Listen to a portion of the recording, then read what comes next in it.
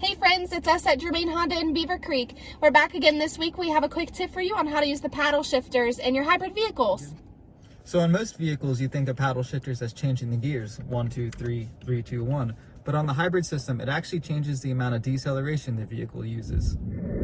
So if you're in normal or the econ drive mode and you want to change the deceleration the vehicle uses, you pull and hold this paddle shift button right here, and you'll see a triangle pop up in the gauge cluster screen.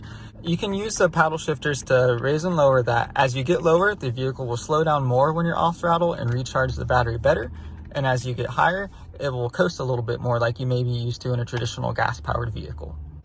To go back to the default, you just pull and hold on the positive paddle shift button, and that'll change it back to its default setting. If you're in sport mode, it'll automatically lock into the setting, so you can just go and edit there. There is no default to choose back from. Thanks for joining us again this week. If you have any questions, leave a comment below. See you next time.